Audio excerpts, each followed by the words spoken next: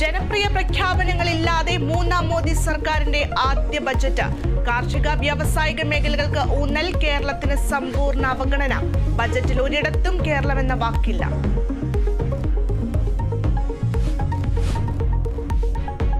സഖ്യകക്ഷികൾക്ക് വാരിക്കോരി നൽകി കേന്ദ്ര ബജറ്റ്. ആന്ധ്രയ്ക്കും ബീഹാറിനും പ്രത്യേക സാമ്പത്തിക പാക്കേജുകൾ.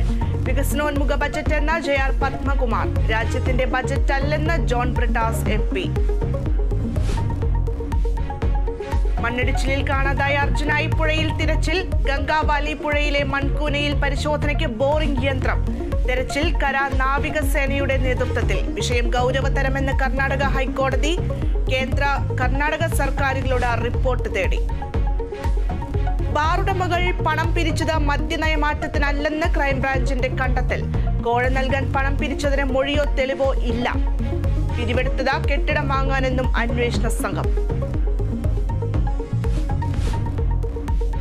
നിപ ജാഗ്രതയിൽ സംസ്ഥാനം. മരിച്ച കുട്ടിയുടെ സമ്പർക്ക പട്ടികയിലുള്ളവരുടെ എണ്ണം 406 196 പേർ ഹൈറിസ്ക് വിഭാഗത്തിൽ. 19 പേരുടെ പരിശോധനാ ഫലം ഇന്ന്.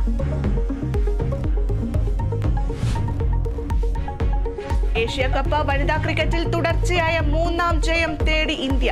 എതിരാളികൾ നേപ്പാൾ. മത്സരം വൈകിട്ട് 7-ന് ശ്രീലങ്കയിൽ.